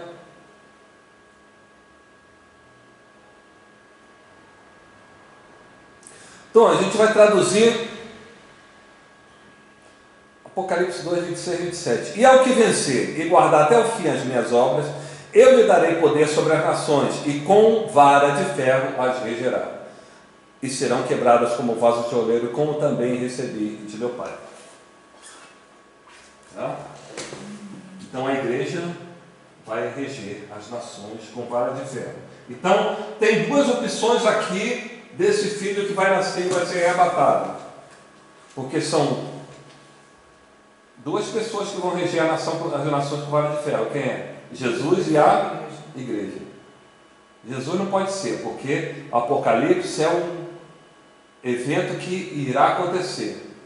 Quando isso foi revelado para João, Jesus já tinha nascido e já estava no céu. Então, eu estou falando, né? A teologia é assim: você descarta as possibilidades que não são e fica com as que são. Então, você tem duas pessoas, Jesus e a igreja. Então, quem é esse filho que vai nascer? Só pode ser a igreja. Tá? Porque é a igreja que vai reger as nações com vara de ferro. Pois é, mas a forma como está dizendo vai nascer são as dores de parto, quer dizer, então a igreja vai nascer dentro das dores de parto, ou seja, vai ser dentro do Apocalipse. Ela vai nascer dentro daquilo que você diz que está apenas reservado para os judeus. Aí, não, mas você tem que entender. Não, olha só, você tem que entender o seguinte: as dores de parto quer dizer que a igreja está prestes a sair da Virgem, você entendeu? Pois é. E ela vai nascer antes do tempo determinado. Eu não vejo dessa forma. Ela vai sair, a igreja vai sair. Eu vejo, como eu te falei, eu vejo que a igreja está nascendo exatamente dentro da tribulação? Não, você assim que eu interpreto. Tudo bem, mas olha só. Tu vê que Satanás está aqui incorporado com o islamismo para tragar a igreja. Exatamente. Sim, mas ele não consegue, porque a igreja é arrebatada antes que o diabo traga ele. Tudo bem, mas eu ainda acho que a igreja vai passar pela tribulação. Ela vai passar pela tribulação, mas ela não vai ser tragada pelo dragão. Não, mas você tem que ter um argumento bíblico para isso. Mas é esse aí que está dizendo. Não, mas vai tirar antes. Mas você está dizendo que antes que o diabo traga a igreja. Mas ela está nascendo, ou seja, ela está sendo feita. Não, ela está crescendo. A igreja ainda está sendo edificada. Pois é, ela está crescendo, entendeu? Foi aonde eu cheguei para você e falei, está tendo muita conversão. Então, não sei se eu estou sendo clara, mas eu também não estou muito boa para me expressar, não. Mas então, o que acontece? Eu continuo vendo dessa forma. Você já falou isso para mim anteriormente. E eu continuo vendo desta maneira que eu estou te falando. A igreja vai ser arrebatada? Vai, mas é ela quem vai ser arrebatada? É. Aquela explicação que você deu naquele tempo, naquele intervalo, é a igreja nascendo. Então são as dores de parto. Para mim, as dores de parto já estão começando. Então, é como começa também. Então, eu estou assim, intensificando, né? Tudo aquilo. Bolsa, entendeu? Então, eu continuo vendo desta maneira, que a igreja está nascendo dentro de. Ela cada vez vai se dar uma situação mais delicada. Ela está sendo gerada. Ela nasce de uma vez, ela está sendo gerada. Eu não vejo dessa maneira. Eu vejo que ela está nascendo, que ela está. Da mesma forma que ela está sendo gerada, ela já está como uma criança, um bebê. Está, entendeu? Está sendo alimentado, está sendo cuidado. E eu vejo dessa maneira que a igreja, no momento em que ela estiver pronta, ou seja, nasceu, né, que ela está pronta, ela está preparada, né? Aí sim vai haver o arrebatamento, mas ela vai passar por essa tribulação, ela vai passar por essa dificuldade, ela vai passar. Acredito até que seria uma forma justamente dela se purificar mais ainda, não sei, né? Eu estou falando o problema é que quando você põe o sofrimento, quando você põe o sofrimento para a purificação de alguma coisa, a gente entra nas outras religiões, né? Que precisa, porque muitas vezes, isso é um fato real, pessoal, de cada pessoa, quando você às vezes passa por um sofrimento grande, você melhora, você se torna uma pessoa melhor. Você tem que ver, a igreja sempre sofreu, né? Mas o problema disso aqui não é uma tribulação, é uma grande tribulação, né? É um negócio muito mais estrondoso, é uma coisa mas muito Mas, como eu falei para você, olha, a gente precisa juntar um monte de fato, né? Então, o primeiro fato que eu falo para você, a igreja não tem nada a ver com isso, porque a 70 semana é para o povo judeu, não é para a igreja, né? A primeira coisa. O segundo fato é que, olha só, porque esse tempo está parado, não teve o clique ainda da última semana. Então, todas essas coisas a gente tem que ir juntando. Sim, mas ela vai nascer, e quando ela nascer, ela é arrebatada imediatamente. E quando ela nasce, ela não fica aqui na terra nem por um segundo, porque o Satanás ele já está pronto para devorar a igreja, né? O islamismo já cresceu no mundo de uma forma, a igreja já não tem mais espaço em sociedade, em lugar nenhum no mundo. Até nos países em que ela era, como é que se diz? Ela era... Majoritária, digamos assim, majoritária, não sei se não. é essa palavra, mas que... Quando ela ditava as regras morais, até nesses países, ela já não tem mais. Então, isso aí é isso aqui mesmo, né? O Satanás ele está oprimindo a igreja, está chegando perto. Então, assim, quando ela nascer, ele quer devorar. Então, nesse momento é arrebatado. Então, a gente vai continuar para a gente entender essa coisa. Posso só fazer uma leitura aqui sobre o que ela está falando? Arrebatamento pós-tribulacional.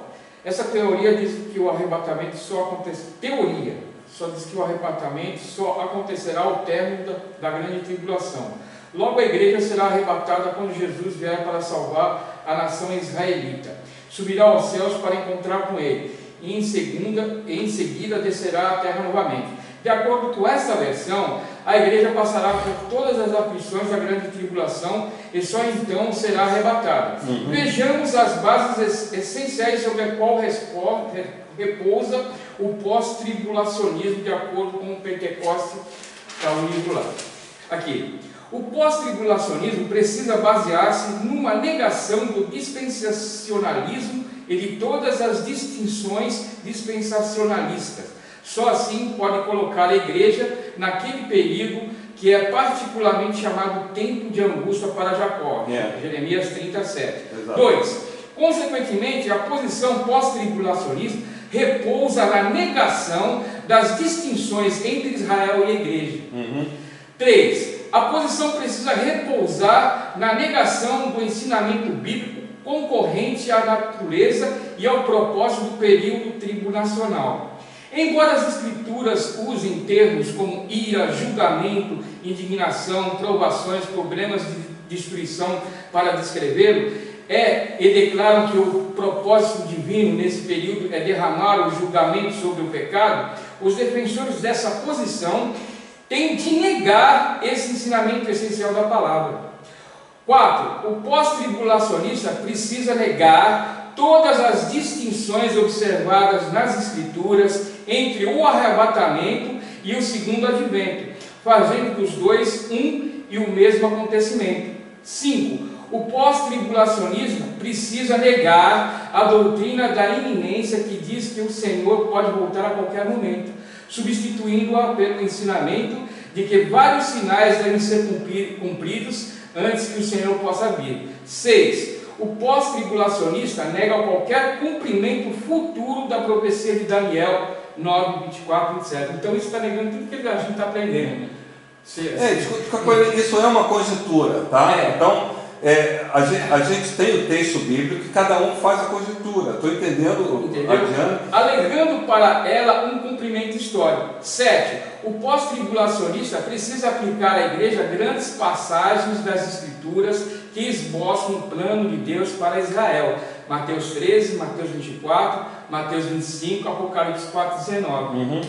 A fim de manter suas concepções. Observamos assim que a posição apoia-se essencialmente num sistema de negação das interpretações sustentadas pelos pré-tribulacionistas e não numa exposição verificável das Escrituras. É importante conhecermos as vertentes acerca do arrebatamento, mas ainda mais importante é estarmos preparados para a volta de Jesus. Agora eu vou falar uma coisa, eu acho super válido o estudo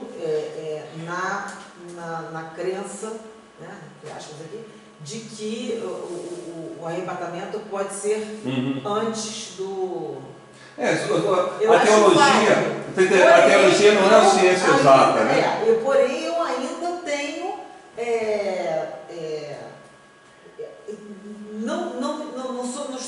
convencida disso, entendeu? Sim. Mas eu acho super interessante ver o outro lado do qual eu Exato, estou convencida. exato. Porque... Eu vejo tudo isso, por isso que a gente tem, depois eu vou entrar no estudo só do arrebatamento, a gente vai pegar textos bíblicos, né? Para a gente entender isso melhor. Mas então vamos ficar aqui, senão eu acho assim, né, vai ficar abrangendo muita coisa, Deus né, seria foge do assunto. Muita Né? crueldade da parte de Deus para deixar a sua igreja passar por Não, isso é, cada um tem uma. Então a gente se concentra nos textos bíblicos para entender, né? Então vamos dizer assim, olha só, depois que o filho é arrebatado, aí a mulher faz para o deserto onde já tem lugar preparado por Deus, porque ali fosse alimentada 1260 dias. Peraí, o quê? 1260 dias. No deserto, onde já tinha lugar preparado por Deus. Então você vê aqui. Fosse alimentada durante 1200. A mulher, no caso, quem é a mulher? A mulher seria Israel, no caso, né? Vamos lá, 1260 dias. 1260 dias. Dividido, né? Deixa eu ver se é dividido por 365. Dá praticamente 3 anos e meio. Tá? Então vocês estão vendo que isso aqui matematicamente falando, que são os 300 anos e meio do final da grande tribulação, né? Então a gente vê aqui o seguinte: houve batalha no céu. Vocês estão vendo aqui, ó, o filho foi arrebatado. O filho foi arrebatado. Depois disso, o Satanás ele vai perseguir a mulher que gerou a igreja, que é Israel, certo? Sim. Olha só, são cronologia, né? Aí tem outra coisa aqui, ó. Houve batalha no céu. Miguel e seus anjos batalharam contra o dragão e batalhavam o dragão e seus anjos, mas não prevaleceram, nem mais seu lugar se achou no céu. Onde você está vendo isso? Oi? 7 e 8. Tá? Então vocês estão vendo aqui que é o seguinte: depois disso, ele é expulso definitivamente do céu. Certo? Porque Satanás ainda pode ir no céu ainda. Não no lugar onde ele ministrava, mas o céu tem várias dimensões, né? Tem dimensões que ele não chega, mas tem dimensões. Por que ele é expulso do céu aqui nesse momento? Deixa eu só te fazer uma pergunta. O céu tem várias dimensões. Onde é que está escrito isso? Está no Paulo falou isso. Ele foi ao terceiro céu, né? Então, a gente sabe com certeza que tem 3 dimensões. Tá? Então, só esclarecer, o primeiro céu é o nosso aqui. Não. Né? O segundo é o firmamento, as estrelas, e o terceiro céu é onde Deus mora. Não? Terceiro céu aqui já é dimensões espirituais, não tem nada a ver físico. Tá? Tudo espiritual. Isso aqui é o firmamento, não é céu. É chamado de céu, mas é chamado firmamento. É uma coisa firme, né? Sólida, firmamento. Tem nada a ver com o céu. Não se trata de física nesse contexto, é espiritual. Estamos falando do o céu é espiritual, não é físico, né? Ou eu diria assim, metafísico, vamos dizer, porque a gente não sabe. Eu acho que está, não é lá. Não, é aqui mesmo. Isso aqui, negócio aqui está meio falso. Deixa eu ver se foi. Vocês já querem ir embora? Já estão cansados? Eu preciso, Eu não sei que gostaria você não. então, Mas eu fico à disposição, tá, Daniel? Mas ela é a dona da casa, a dona da bola, levou a bola, acabou a pelada. Eu vou explicar isso aqui para vocês, tá? Por que Satanás é expulso agora? Porque agora vai ter a grande ceia, as bodas do Cordeiro. O Cordeiro vai casar com a igreja, tá? Eu estou falando para você. A gente vai começar a juntar as coisas e não tem como ser o arrebatamento pós-tribulação. Ele é expulso do céu para ter o casamento, a festa de casamento, tá? As bodas. E nesse momento, né? A gente vai lá um pouquinho, descer um pouquinho mais.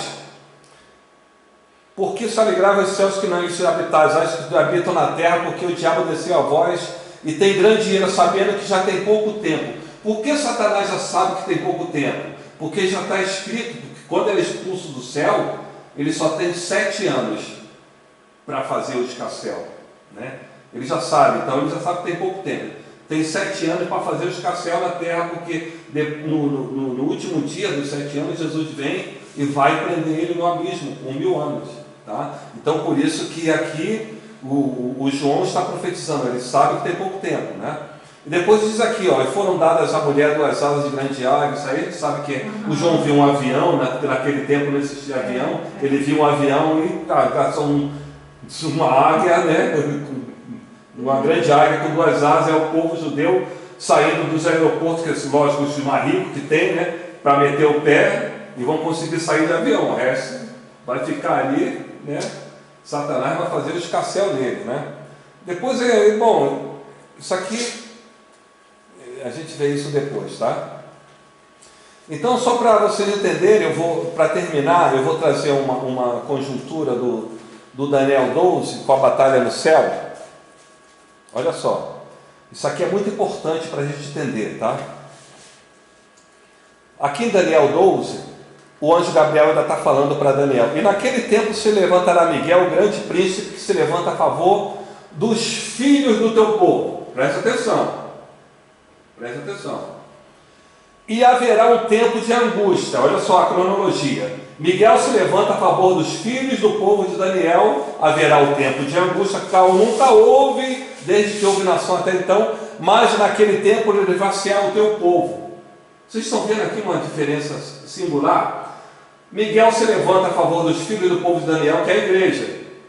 Tá? Tem o tempo de angústia e depois o Miguel vem para livrar o povo de Daniel, que são os judeus. Vocês entenderam aqui agora?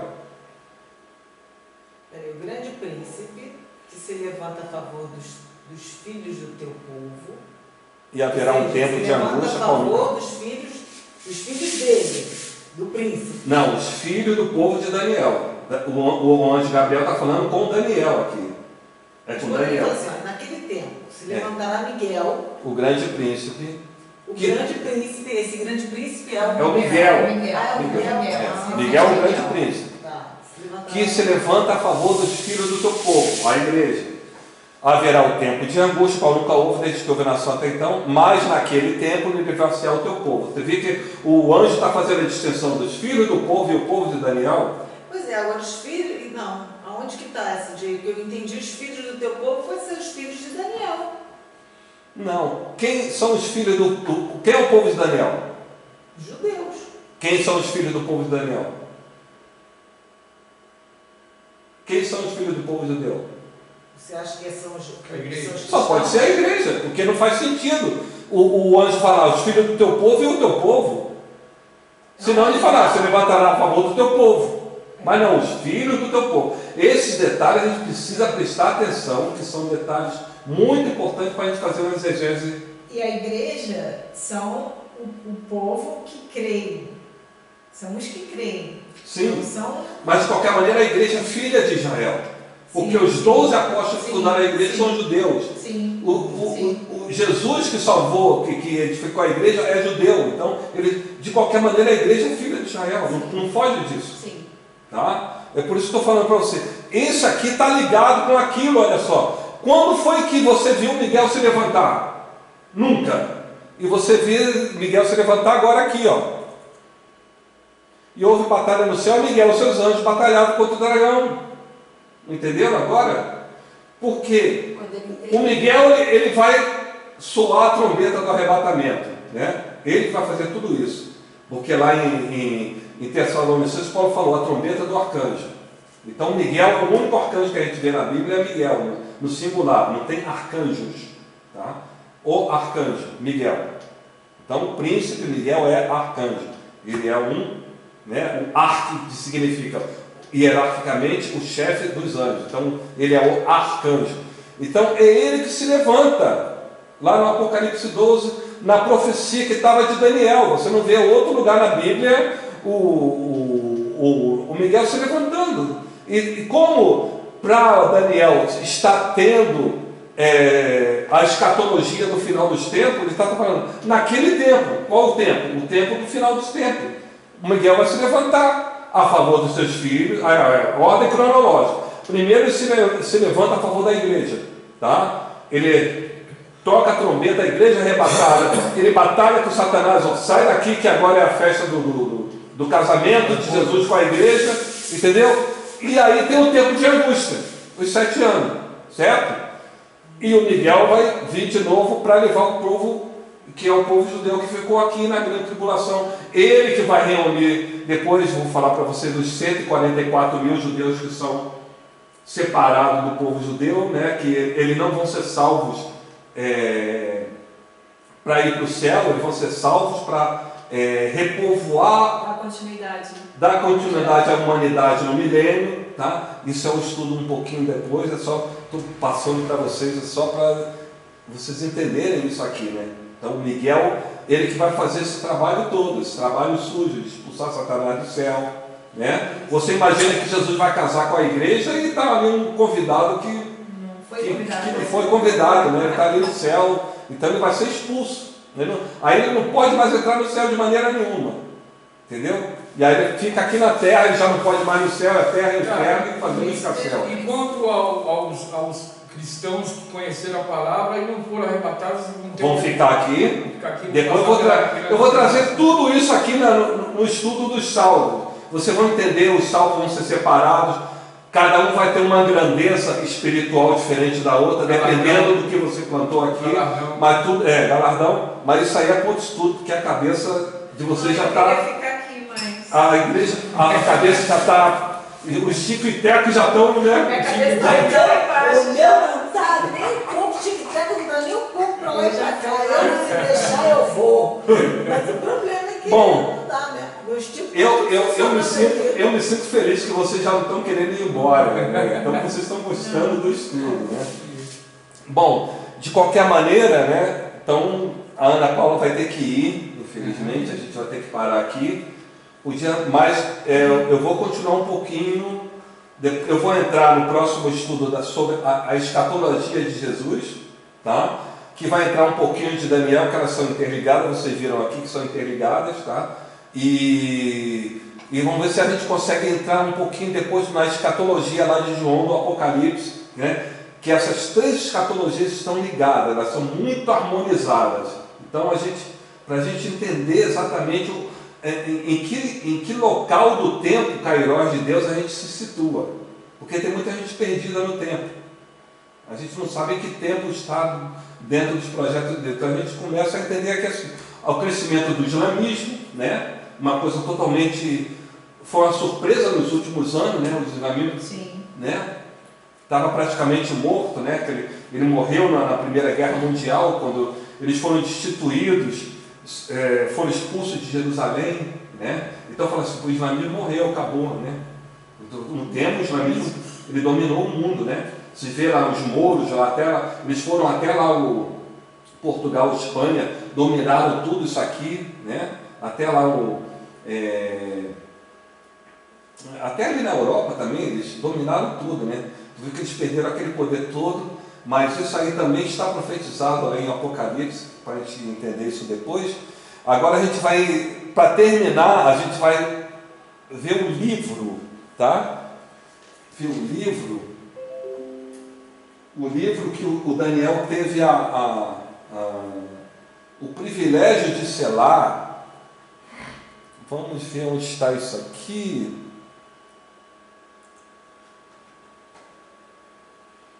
Onde está? Não é aqui. Depois eu vou esquecer de avisar para vocês aqui o tempo dos profetas. Isso é muito importante quando vocês lerem os profetas, saberem em qual profeta se situou, tá? Esses são os profetas na época que as casas se dividiram, né? As 10 tribos em cima, as 2 tribos embaixo. E aqui começou o exílio da Babilônia e o exílio da Síria, foram os quase 2 juntos. Os assírios pegaram a parte de cima e os babilônios a parte de baixo. Então nesse exílio aqui os profetas Sofonia, Naum, Abacuque, Jeremias e Daniel e Ezequiel, né, estavam inseridos. Daniel está inserido aqui no exílio babilônico, tá? Jeremias foi um pouquinho dele, e Ezequiel e Daniel foram profetas contemporâneos, tá? Eles viveram na mesma época, só que Deus revelou coisas para Ezequiel que não revelou para Daniel e vice-versa, tá? As profecias deles são interligadas, mas um foi revelado um para o outro. Depois, pós-exílio, teve os profetas Ageu, Zacarias e Malaquias, e esse foi o último, né, que Deus revelava. Acabou Malaquias e depois entrou o próximo profeta, foi João Batista, né? Passou esses 434 anos, né, de, entre aspas, silêncio de Deus, mas Deus não estava em silêncio, porque ele já foi profetizado, não precisa mais de profeta, tá bom? Então, só para vocês entenderem isso aqui, a gente vai ver Você estava falando do livro selado, não era isso? Isso aqui. Então, aqui, Apocalipse 5, 1, 5. E vi na destra do que estava sentado sobre o trono um livro escrito por dentro e por fora, selado com 7 selos, e vi um anjo forte bradando com grande voz: quem é digno de abrir o livro e de datar os seus selos? E ninguém no céu, nem na terra, nem debaixo da terra podia abrir o livro, nem olhar para ele.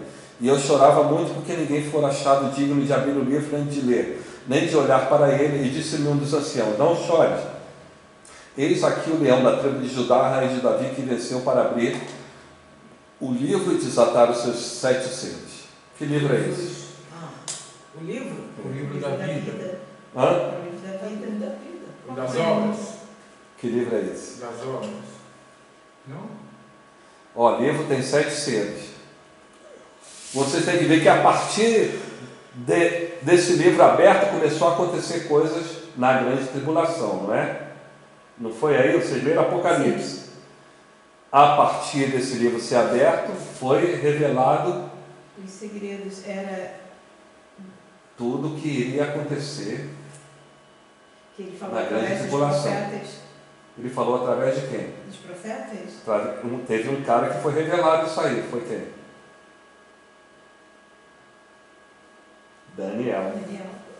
Vamos lá? Esse livro já foi aberto?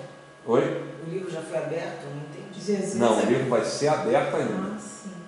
Ele só abre na grande tribulação, porque você pega ali, tem os 7 selos, as 7 trombetas, os 7, aí aquele terror que acontece na terra, né? Por causa do povo judeu. A ira de Deus sobre o povo judeu, toda a terra sofre por isso. Tá? O que está nesse livro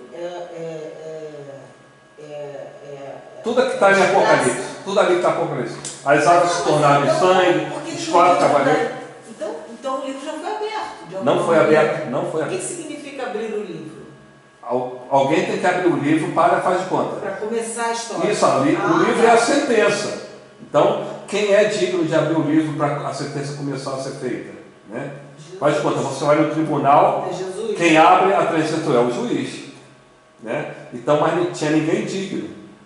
Né? Então, João já estava triste, o anjo falou: não se preocupe, tem alguém aqui que é digno de abrir. Então, Jesus, quando abre o livro, começa a sentença. Não é o livro da vida, não? Não. Nem a gente vai saber se... É o livro do Apocalipse, no caso, né? O livro da Daniel 12.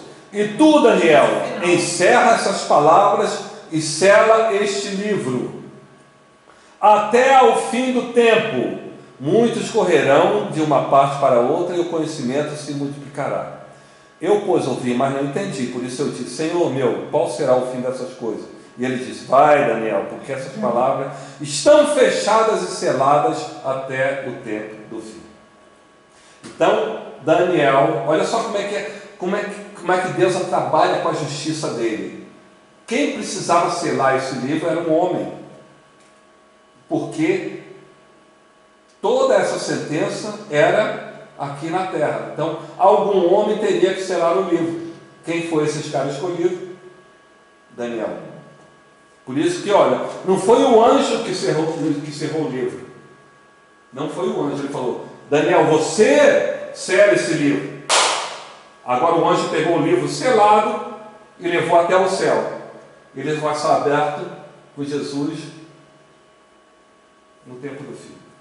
São 7 selos ou um selo só? 7 selos. 7 selos. Vai lá em Apocalipse, vai ver os 7 selos. Depois dos 7 selos aí começa 7 trombetas, 7 aves. Você tira um selo, o que é selo, né? Naquela época, para você entender. O selo era quando o rei selava uma coisa, ninguém podia abrir. Tá? Ninguém podia abrir. Só aquele cara que foi endereçado o selo. Né? Tu lembra? O rei dava uma sentença, ele fechava o rolo, aí ele pegava um negócio de cera, pegava o anel dele, aí de quem morria. Né?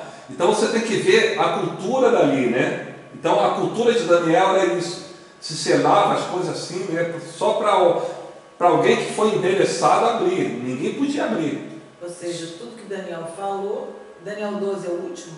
Oi? Daniel 12 é o último? É o último livro de Daniel. Então foi o que Daniel falou, escreveu e ainda não mandou. Não, o que foi revelado para Daniel. Daniel está tendo uma revelação agora. Falado para Daniel, e aí agora você E agora Daniel é o seguinte, ó. Encerra tudo isso aí, né? Porque isso aí não é para o teu tempo. Né? Ele está falando, não é para o teu tempo não, né? E até o fim Daniel se revela, né, ao Senhor. Ele diz, eu não entendi. Porque não era para o tempo dele, ele não ia entender nunca. Né? Então, é só para você entender aquele livro que o Cordeiro só foi o único digno de abrir. Quando ele abre o livro, começa o sapé-caiaiá aqui na terra. Né? Você depois vai lá em Apocalipse ver. Assim que Jesus abre o livro, começa as coisas. Porque as sentenças são dadas, né? Aquelas sentenças foram reveladas para Daniel. Por isso estou falando, só 70 semanas. Tu vê que tudo se encaixa. Entendeu? Ninguém presta atenção nessas 70 semanas de Daniel. É incrível, cara. Os pastores não ensinam isso. Que coisa incrível. Tanta revelação, tanto mistério revelado na Bíblia, está escrito há muito tempo. E ele não consegue ter esse discernimento. Entendeu? Tá bom? Tá ótimo. Hoje? Mais que bom. Tá mais que bom. Tá mais que bom, tá pouco. Infelizmente, né? A dona da bola vai levar a bola e acabou a pelada, né? Vai levar um selo. Não, vai levar um Já selo. de doces, tem que levar doce. Então, olha só. Ana Paula, como ela é a dona, né, quer dizer, ela quem emprestou isso aqui para o Espírito Santo, ela vai entregar agora a nossa reunião para o Espírito Santo.